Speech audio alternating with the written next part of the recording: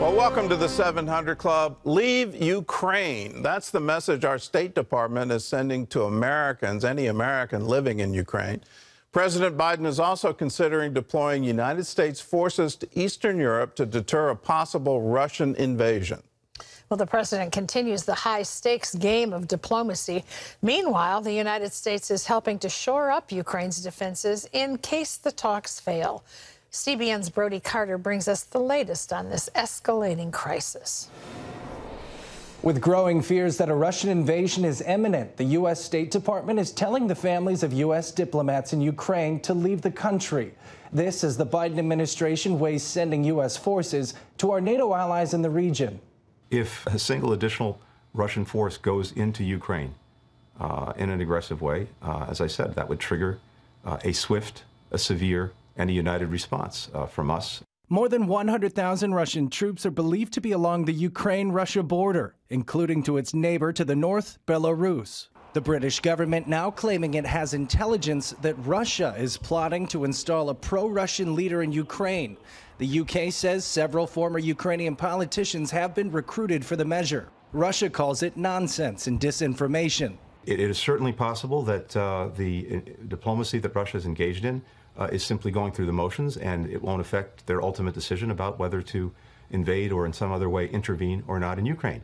As diplomatic talks continue, another shipment of U.S. military aid arrived in Ukraine, including 90 tons of ammunition and anti-tank missiles. NATO countries are also sending military aid. Sunday, lawmakers pushing for stronger sanctions and military aid to deter Putin. We need to be very aggressive in pushing back against President Putin, whether that's in the form of sanctions, as well as continuing to equip our Ukrainian friends with not only defensive capabilities, but also offensive weapons. Representative Mike McCall, the top Republican on the House Foreign Affairs Committee, warns that the world is watching the U.S. reaction. This is not just about Ukraine. It's about China. It's about President Xi and Taiwan. It's about the Ayatollah and the bomb. It's about North Korea that just fired off 2 missiles. Over the weekend, White House officials said President Biden might send several thousand U.S. troops in addition to warships and aircraft to NATO allies in Eastern Europe. The latest Trafalgar poll shows nearly 85% of Americans believe America should have a limited involvement if Russia invades Ukraine. Brody Carter, CBN News. Well, CBN's George Thomas has been to Ukraine and Russia, and he joins us now for his eyewitness account. So, George, weigh in on the UK intelligence report. Do you think, and do your contacts think, that this is likely? Yeah, speaking to my contacts over the weekend, both in Kyiv as well as in Moscow, this is a very unlikely scenario. I mean, obviously, Russia has had these kinds of operations, not just around its neighboring countries, but all over the world, where it seeks to destabilize, influence governments and policies vis-a-vis its own policies in Moscow. But, you know, remember the last time that Moscow tried to have a Putin man in Kyiv, in the way of Viktor Yanukovych, he was duly overthrown by the Ukrainians. And so, sure, Russia has for years tried to influence, continues to influence Ukraine. It's a major country within its orbit, and has been trying to influence that country so far with not a lot of positive reaction. But the idea of trying to overthrow the country short of a complete occupation is not possible. All right, well, let's talk about rallying the international community. You would think the current administration would be able to do that. This is obvious aggression against a sovereign nation. Why can't we put together an international coalition like we did against Saddam Hussein? So it seems we can't even keep NATO. Yesterday, Germany cautioned about the impact of sanctions.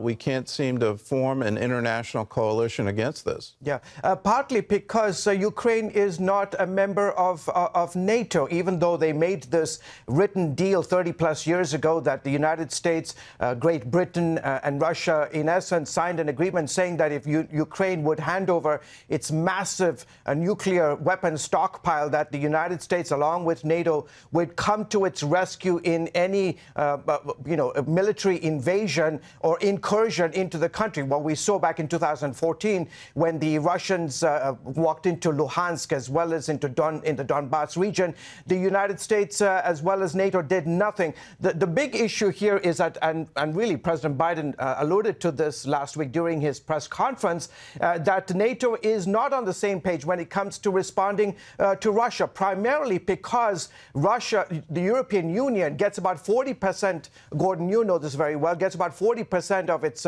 oil and natural gas from Russia. Germany gets 50% of its natural gas. And so that is why Germany, the German government said over the weekend, listen, let's cool it on the idea of sanctions against Russia because of the pipelines that flow from Russia, primarily through Ukraine to the rest of Europe. So sanctioning the energy industry could be catastrophic for the EU, but also you have asset managers here in the United States that have invested a lot of money in Russia's banking system, and there's some talk about sanctioning the various banking industries and the financial markets, the ability for Russia to operate on the financial markets. So, you know, asset managers are also concerned because of the huge investments that they have made equally. Is Putin just playing, I guess, a classic chess game? The Russians are quite good at chess, and he sees all of this. He sees that the international banking community is too tightly woven together. You can't unravel it. He sees that Europe's economy is completely dependent on Russia for energy.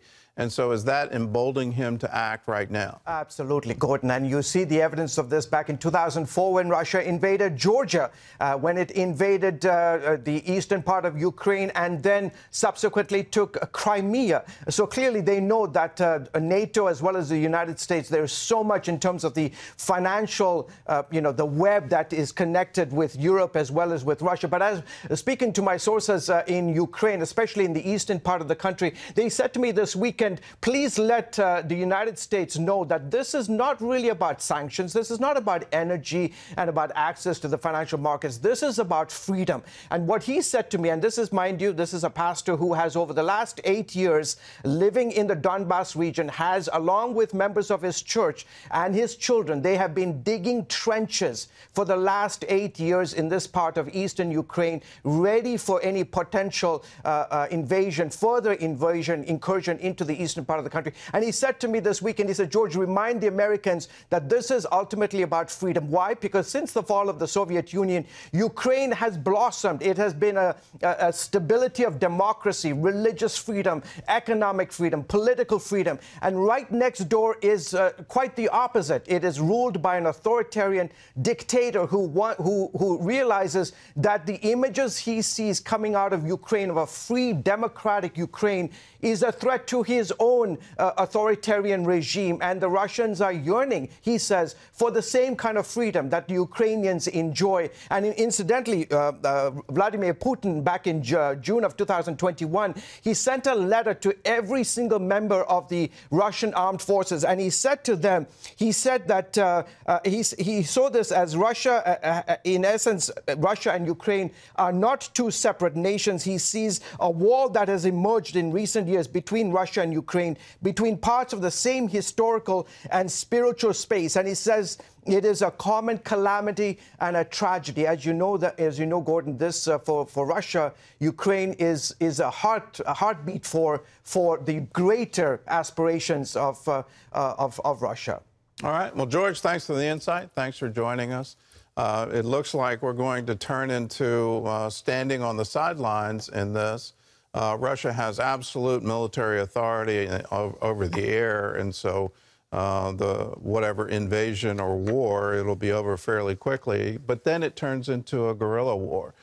And so what's the long game for Russia here on an invasion? Do you really want to occupy Ukraine with an armed population? A lot of arms have gone into Ukraine, small arms, since that invasion to take over the Crimea.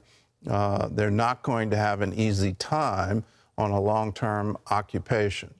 In other news, Omicron cases are declining in half the country, and still our healthcare system remains in crisis. John Jessup has more on that story from our CBN News Bureau in Washington. That's right, Gordon. If you need medical care in a hospital for something other than COVID, you may have already discovered it could be hard to find depending on where you live. Even as the Omicron surge is declining, it's still undermining care for other health problems. CBN News medical reporter Lori Johnson has the story. The number of COVID-19 cases is finally falling in the United States. Omicron cases are dropping or leveling off in more than half of the country. Dr. Anthony Fauci saying the current wave could peak in February. But if the pattern follows the trend that we're seeing in other places, such as the Northeast, I believe that you will start to see a turnaround throughout the entire country. But some hospitals are still overwhelmed, like this one in Wisconsin. Nowadays, if you fall on the ice, you have a heart attack, you have a stroke, we don't have beds available for those types of incidents. All the beds are being filled by COVID patients. Patients are waiting in the emergency room for days. In Alabama, cases have doubled in the past week. Amid the surge, the FDA has expanded the use of remdesivir, an expensive and controversial treatment. The U.S. recorded over 18 million new cases in the last month alone, more than a quarter of the nation's total number of confirmed COVID-19 cases reported since the beginning of the pandemic. And health officials are still saying your best defense is to be vaccinated. Unvaccinated are nearly 14 times more likely to be infected and 53 times more likely to die. That is huge numbers. But on Friday, a federal judge in Texas issued a nationwide injunction barring the government from enforcing President Biden's vaccine mandate for federal workers. The Justice Department plans to appeal the decision. And overseas, more protests across Europe over vaccine mandates. But France and other governments are showing no signs of backing down. With 74,000 NHS workers facing firing because they won't get the jab, and British Prime Minister Boris Johnson fighting for his political life amid a scandal called Partygate, Johnson has lifted restrictions, including COVID-19 passes, mask mandates, and work-from-home guidance. This is the end of the vaccine thing. It's going to implode now. The medical staff, nurses, porters, they won't have it. How do you justify it to the rest of the population? Ireland is also dropping its COVID restrictions, saying boosters helped it weather the Omicron storm. Here at home, the demand for testing is on the rise, but delivery of at-home rapid tests has been delayed by ongoing supply chain issues caused by a combination of workers calling out sick with Omicron and bottlenecked warehouses. Lori Johnson, CBN News. All right, thank you, Lori. Well, tens of thousands of pro-life supporters packed the streets of Washington, D.C. Friday to show their support for the unborn in the annual March for Life. While COVID limited the number of marchers this year, organizers estimate 50,000 people turned out despite the sub-freezing temperatures. This year's march comes as pro-life leaders anticipate a Supreme Court ruling that could overturn Roe v. Wade and return the abortion issue to the states. Special guests from across the United States spoke at the rally, including actor and producer Kirk Cameron. We love God, therefore we love life. And our hope is not in the White House. It's not in Congress. Our hope is not in the people who govern us or the laws that we make in this nation. Our hope is in the power of God working in the hearts of his people.